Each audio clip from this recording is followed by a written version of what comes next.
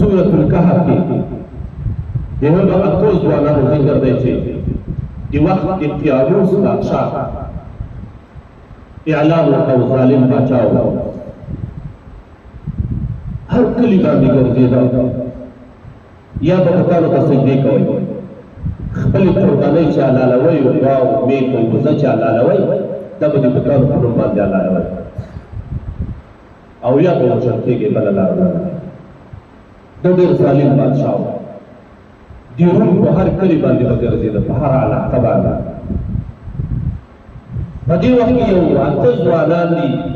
دا مسلمانان ځوانان دي دا رب السماوات والارض په عبادت باندې بوخت دي اوس د دې ځوانانو کردار تاسو وګورئ او همدغه ځوانان الله په سورة الکهف کې بیا یادوي په مېړانه باندې د دوی صفت الله کوي انهم فتیة آمنوا بربهم وزدناهم هدى سبحان الله څومره ښکلو الفاظ سره د دې ځوانانو تعبیر الله کوي دا ځوانانو الله وایي دا ځوانانو دوی ایمان راوړی په خپل پروردګار باندې یو الله ایمان دوی د خپلو ځوانیو کې الله ته بندګي او عبادت کاوه وزدناهم هدى الله وایي موږ د دوی په سمه لاره باندې تګ او مزل لا ورته زیات کړم لا دوی ته توفیق نصیب کړي چې په حق باندې استقامت وکړي دا ځوانان چې کله بادشاه د دې کلیو ته رانږدې شو نو د کلي جاسوسان بادشاه ته ورغلل ورته وایي خلک د تواغیتو د بتانو سجدو ته رابولې او بلې خواته خپل رومیان دا د ډېر شریفې کورنۍ ځوانان په دې روم کې داسې کورنۍ خلک وو لکه شاهي کورنۍ درانه خلک وو ته په کلو باندې ګرځېږې او د روم شاهي کورنۍ نه ناخبر یې چې په هغې کې ځوانان موجود دي او د دې بتانو بدي بیانوي هغه ډېر غوسه شو هلئ دغه ځوانان ما ته راولئ دغه ځوانان دا اووه اته کسه ځوانان دا خبر شول چې والله بادشاه غواړي دوی الله ته سجده باندې ته وویل سخت سخت یې الله ته وژړل ای الله دا خو سخت ابتلا دا شل کاله چې په موږ او تاسو باندې تېر شول څومره سخت امتحان و په دغه مدرسه کې یو طالب علم چې په ډبرو باندې شهید کړ عام یو ځوان و د اسلام ځوان و یو ابتلا وه یا به وژل کېږي یا به د کفر تابع کېږي د جهاد لاره به پرېږدئ د فداکارۍ او د قربانۍ لاره او یا به وژل کېږي هغه زمانه کې د قیانوس بادشاه دا اعلان وکړ یا به بتانو ته سجدې کوئ چې کوم دین ته زه تاسو رابولم الله هم دې وساتي او یا به وژل کېږي دغه ځوانانو الله ته سجده باندې سرونه کېښودل سخت سخت یې وژړل ای الله ته مې امداد وکړي خدایه د مرګ او د ژوند امتحان باندې ای الله په دې امتحان کې ته کامیاب کړي دوی په همدې ژړا کې پوښتنه چې لښکرې ورته راورسېد د دقیانوس طاغوتي بادشاه لښکر چا پرې ورباندې واچول څه کوئ دلته تاسو بتانو ته سجدې نه کوئ د الله د بتانو نه ماسوا الله رابولئ هلئ بادشاه وخت یې هلئ د مخونه په خاورو باندې سپېره میرو او د لاندې مځکه یې په اوښکو باندې لمده کړې وه نه زور و نه رضا اس ولاړل د بادشاه حضور ته د بادشاه مخکې ودرېدل بادشاه ورته وویل تاسو چا ته عبادت کوئ تاسو تدبیر لرئ یا به د بتانو سجدې کوئ او خپلې علالې به د بتانو په نوم باندې کوئ او یا به وژل کېږي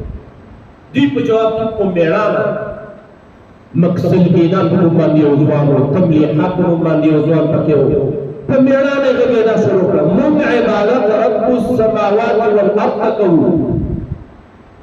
دا کوم څه ته چې موږ ته رابولې دا د الله مخلوق دی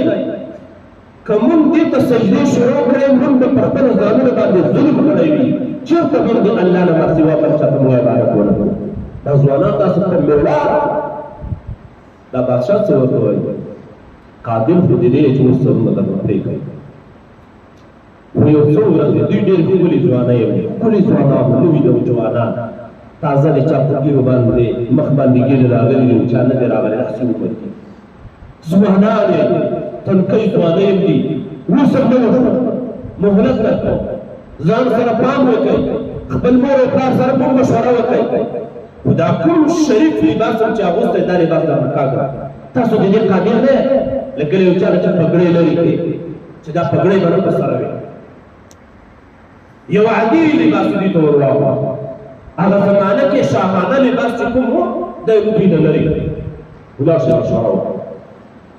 دوی چې راووتل شکریا ادا کړه چې الله عز وجل دې ظالم نه خلاص خپل مابین کې عاجل اشاره وکړه پرېږدي خو بیا څه کول پکار او چې کورو کې چې څومره سرمایه دي الله یې دا راواخله څه صدقه کوي او څه د سفر د لارې توښه دې ځان دپاره وګرځوي زوی د دې علاقه هجرت وکړو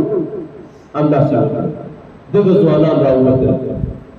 څه سرمایه چې وه دغه سرمایه څه صدقه کړه او څه یې د ځان دپاره د لارې خرڅ کړه ولاړل دې غرونو په طرف باندې هغه علاقه افسوس په لور باندې وه هلته یو غر و سمڅه وه دې سمڅې ته داخل شول دوی یو ځوان بازار ته بلېږه د خریدو پروت په خاطر باندې چې ډوډۍ ګوډۍ ورته راوړي نور په دې لار کې دوی اوسېدل کله چې دوی په دې لار باندې روان دي نو یو سپی پروت دی دغه سپی هم ورسره ملګری شو عبدالله بن عباس رضی الله تعالی عنه فرمایي چې اصلا دوی اووه کسان وو نو یو شپونکی و د میږو د وزو شپون دې باندې دوی تېرېدل دا شپونکی هم ورسره ملګری شو او د دې شپونکي سره چې کوم سپی و هغه هم ورسره ملګری شو دوی ډېر له ځان نه شاړه نه راځه په کوم څه په تیږې وي الله دا سپی ورته ګویان کړ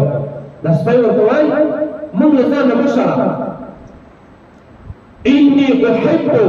أحباب الله عز وجل زدي الله دي محبوبان سرمين لرم أو زدي تاسو پیرکو دا سپی ورته غږیږي او د دې سپي ذکر هم په دې صورت کې موجود دی وكلبهم باسط ذراعيه بالوصيد سبحان الله دا د سپي الکیفیتونه هم الله یادوي دې وجه علماء کرام وایي چې هغه سپی هم الله باندې ګران وي چې د اهل حق ملګرتیا وکړي هغه سپی چاپای ده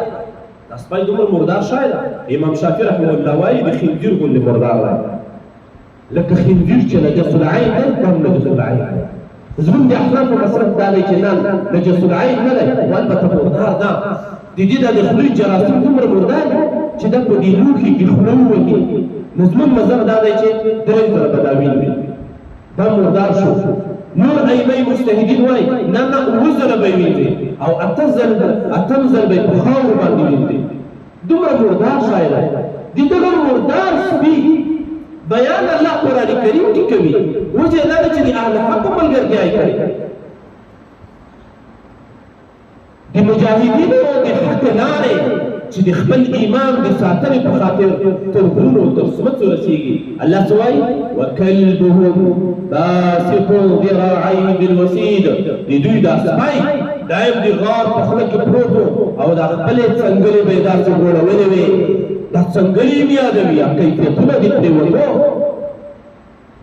الله عز وجل موږ تاسو د حق لارویان وګرځوي نو په دې صورت کې د ځوانانو بیان کېږي څنګه ځوانان دي د دوی ځوانۍ د څه لپاره استعمالوي د الله د حق دین په خاطر باندې الله عز وجل وایي انهم فتیه بېشکه دا ځوانان آمنوا بربهم دوی په خپل پروردګار ایمان راوړی و وزدناهم هدا او موږ دوی ته الله لارښوونه او عبادت کې ترقي ورته نصیب وګرځوله الله عز وجل دې موږ او تاسو باندې ځوانان وګرځوي